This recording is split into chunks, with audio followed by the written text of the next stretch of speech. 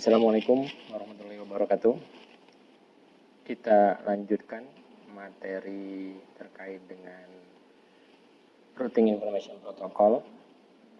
Jadi sebelumnya kita sudah belajar terkait bagaimana ngerouting sebuah jaringan dengan beberapa router secara statik. Jadi sekedar mereview bahwa ketika sebuah PC ingin berkomunikasi dengan PC lain yang berbeda blok jaringan atau secara hardware berbeda router, maka kita harus melakukan routing terlebih dahulu sehingga PC tersebut dapat saling berkomunikasi.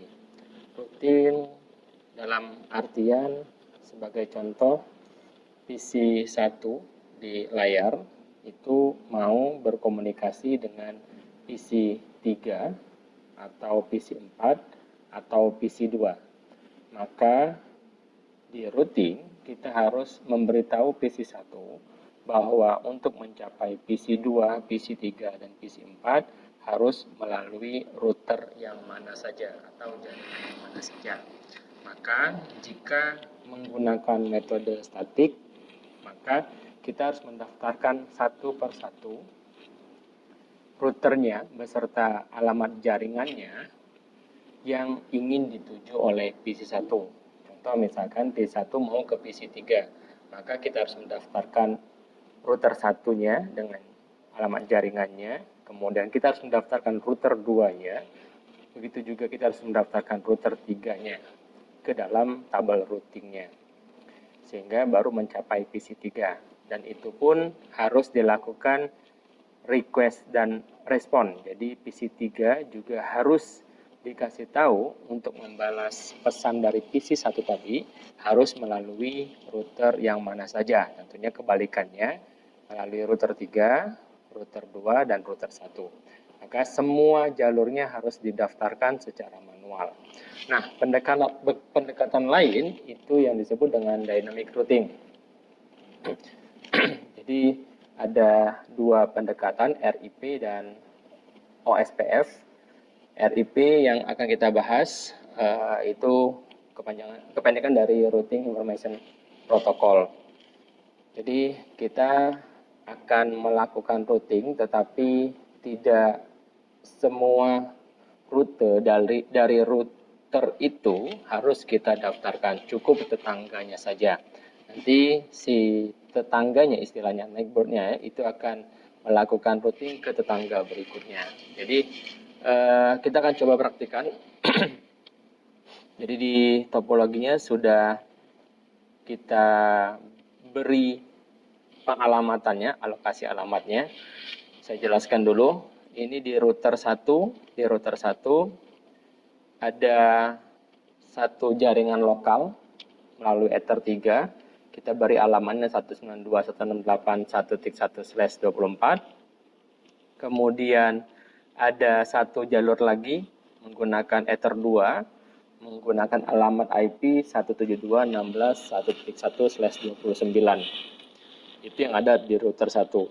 Kemudian di router 3 itu kita masukkan 172.16.1.2/29 untuk tersambung ke router 1. Kemudian dia juga memiliki jaringan lokal sendiri 192.168.2.1/24 di Ether 4. Begitu juga ketika mau berhubungan dengan R3 atau router 3, maka si router 2 harus melalui Ether 3 yang sudah kita siapkan dengan IP 172.16.2.1/29, kemudian diterima atau melalui jalur Ether 2 di router 3 dengan alamat IP 172.16.2.2/29. Kemudian R3 sendiri punya jaringan lokal yang kali ini kita buat variasi, walaupun tidak berpengaruh di RIP-nya, kita buat variasi bahwa di R3 juga ada switch yang bercabang ke beberapa komputer.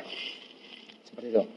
Jadi di PC 1 sudah kita tanamkan 1.2/24, PC 2 2.2/24, kemudian PC 3 3.2/24 dan PC4 3.3/24.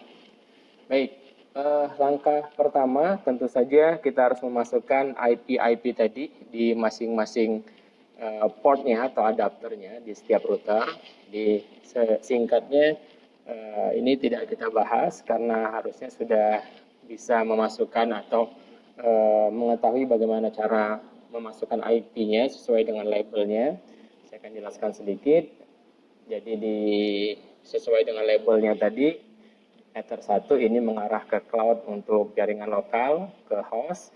Kemudian Ether 2 1.1/29, kemudian Ether 3 1.1/24 sudah kita tanamkan. Begitu juga yang router 2, di router 2 sudah kita tanamkan juga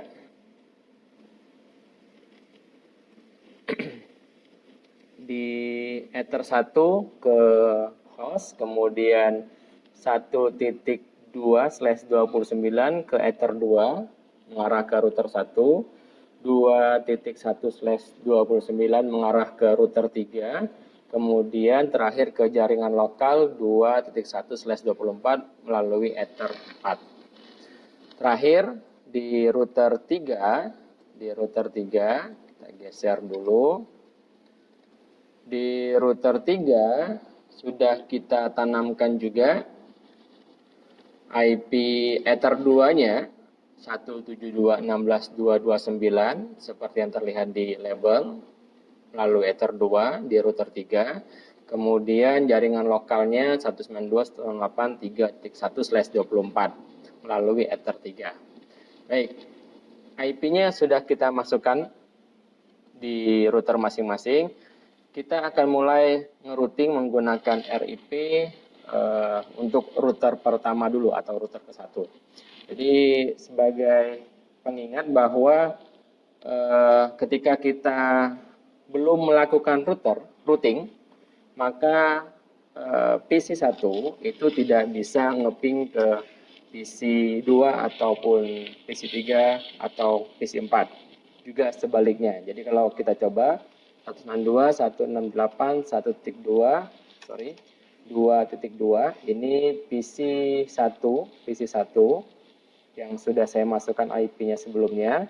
Saya mau ngeping 192.8.2 artinya ke PC2, maka ini tidak bisa dilakukan atau tidak terhubung ya, karena belum kita routingkan. Begitu juga ke 3.2 belum terhubung juga, kemudian 3.3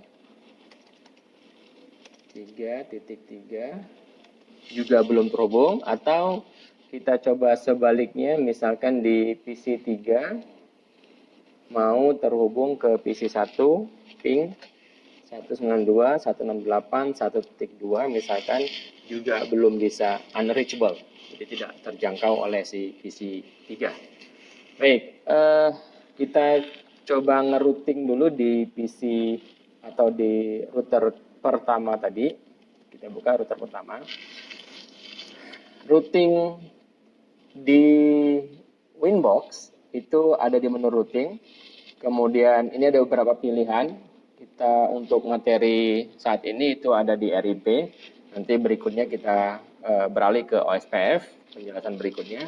Kita aktifkan dulu jendela RIP-nya. Nah, kalau sebelumnya yang kita lakukan secara statik, kita harus memasukkan semua jalur yang dilalui oleh sebuah PC untuk berkomunikasi dengan PC lain. Jadi semua routernya dengan semua jaringannya juga harus didaftarkan untuk sekali jalan istilahnya. Begitu juga sebaliknya. Nah, untuk pendekatan dynamic routing ini kita hanya mendaftarkan sebuah router, di sebuah router itu mengarah ke jaringan tetangganya saja. Jadi kalau R1 cukup mendaftarkan R2 dan atau jaringan lokalnya. Jadi tidak harus R1 juga mendaftarkan R3, R4 dan seterusnya, tidak harus. Jadi cukup mendaftarkan tetangganya saja. Baik, di router 1 berarti ada dua jalur. atau dua interface yang digunakan, Ether 2 dan Ether 3. Maka di menu RIP-nya, menu halaman RIP-nya, kita daftarkan dulu di bagian interface-nya, kita buat baru, new, kemudian interface-nya kita tambahkan dulu Ether 2 sesuai dengan label, kemudian OK saja. Kemudian yang ke bawah, ke jaringan lokal, juga kita daftarkan atau kita tambahkan ke interface-nya, yaitu Ether 3. Oke, jadi cukup mendaftarkan jaringan yang terkoneksi ke router 1. Setelah itu, setelah interface kita tambahkan, berikutnya kita tambahkan network-nya di tab network. Jadi di sebuah jaringan itu kalau kita merujuk ke subnetting atau prefix misalkan, kalau dia /27 misalkan, kalau saya buka,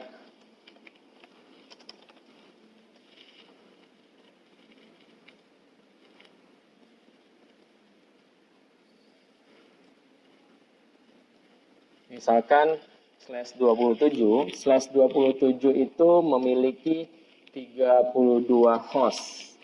Namun yang bisa digunakan adalah 30 host ya, seperti itu. 30 host berarti kalau dia dimulai dari 0, maka untuk mencapai 32 host, IP host akhirnya adalah 31. Jadi kalau kita lengkapkan IP versi 4 XXX hingga XXX.31. Jadi ini total yang bisa digunakan. Namun sekali lagi hanya 30 yang bisa kita terapkan di host. Maka 0 itu tidak bisa digunakan untuk host. 31 juga tidak bisa digunakan. Ini untuk broadcast. Oke, nah nolnya ini memang tidak bisa digunakan untuk host, tetapi nolnya ini mencerminkan alamat jaringan. Jadi setiap sebuah prefix itu pastilah titik nolnya itu digunakan untuk alamat jaringan. Maka mulainya dari 1 yang bisa digunakan sampai 30. Itu yang bisa digunakan. Satunya tentu saja untuk router, berarti hostnya mulai dari nomor 2 dan seterusnya, 2 sampai 30. Ini untuk hostnya. Oke, router atau gateway ya. Ini router atau gateway-nya. Oke, maka 0 inilah yang disebut dengan alamat jaringan. Jadi setiap sebuah ring, sebuah prefix atau subnetting, maka nolnya itu digunakan untuk alamat jaringan. Nah, yang diminta di RIP ini adalah alamat jaringannya. Jadi yang mengarah ke Ether 2 dan Ether 3, kita masukkan alamat jaringannya. Contoh misalkan 172.16.1.1, maka alamat jaringannya, alamat yang kita masukkan di network ini adalah alamat jaringan 172.16.1.0/29. Itulah adalah alamat jaringan untuk jalur ke router 2. Oke. Ini yang pertama. Yang kedua, kita masukkan jaringan lokalnya. Alamat jaringannya adalah 192.168.1.0/24. Jadi yang dimasukkan bukan alamat IP host, tapi melainkan alamat jaringannya. Oke.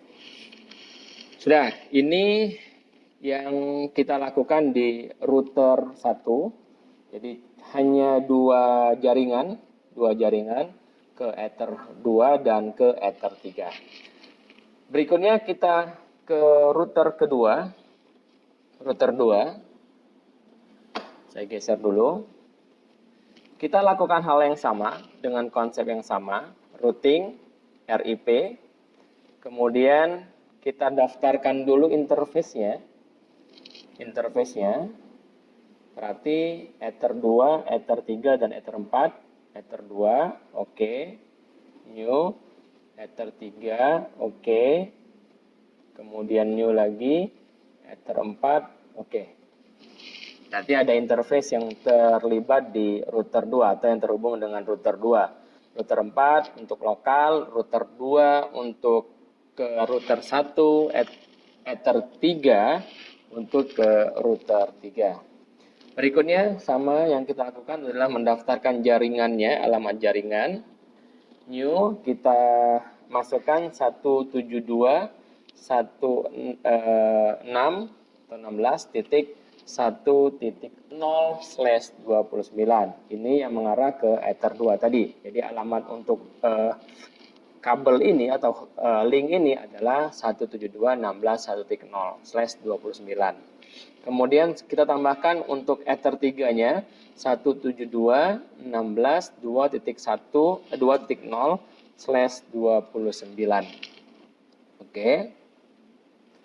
Satu lagi 192.168.2.0/24 untuk jaringan lokal. Oke. Sudah. Jadi 3 jaringan sudah kita masukkan. Terakhir untuk router 3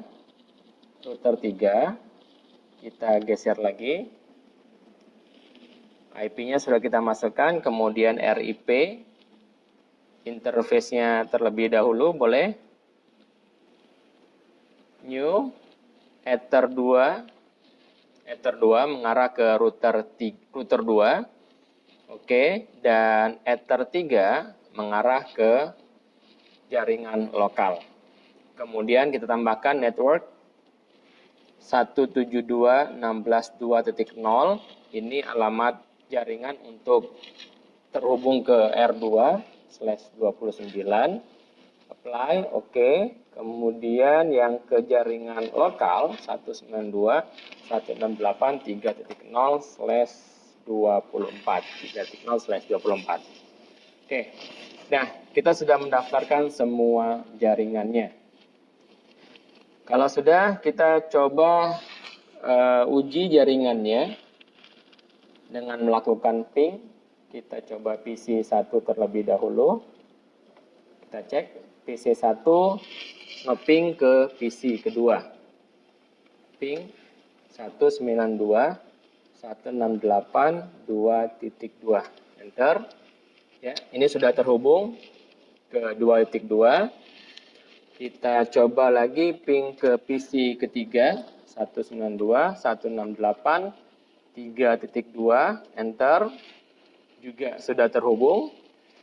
Kemudian ke PC 4 juga harusnya tidak jadi masalah karena 3.2-nya sudah terhubung. Nah, jadi PC 1 sudah mencapai PC 3, PC 4, dan PC 2.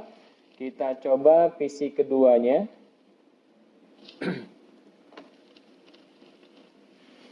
Ping ke PC ke-1, 192.168.1.2. Oke. Reply, masuk. Kemudian ke PC ketiga. PC ketiga 3.2 juga masuk.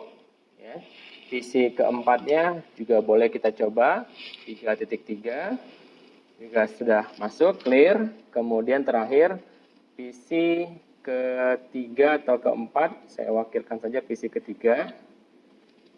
Oke, kita ping ke 192.168.1.2, masuk. Kemudian masuk ke atau ngeping ke PC kedua, ping 192.168.2.2. Enter, juga masuk. Baik, itulah yang kita lakukan untuk mengkonfigurasi router. Ketika ketemu masalah lebih dari satu router, maka kita harus melakukan routing dulu, pilihannya statik atau dynamic. Statik sudah kita jelaskan tadi, kita harus masukkan manual semua jalurnya. Cuman pendekatan yang kedua harusnya lebih fleksibel, kita menggunakan dynamic, yang salah satunya hari ini atau kali ini kita bahas adalah si RIP. Jadi cukup memasukkan alamat jaringan tetangganya saja. Jadi tidak semua router harus terdaftar ke sebuah router tidak, tetapi melainkan hanya jaringannya saja. Nah, nanti kalau ketemu kasus yang R3-nya atau R4-nya, R4-nya berada di, misalkan ditambahkan di R1, di atas R1, maka di R1-nya didaftarkan kembali Ether yang terhubung ke router keempat tadi. Dan lakukan hal yang sama seperti yang kita lakukan tadi. Baik, itu dulu yang dapat dijelaskan untuk RIP. Sampai jumpa di sesi berikutnya. Assalamualaikum warahmatullahi wabarakatuh.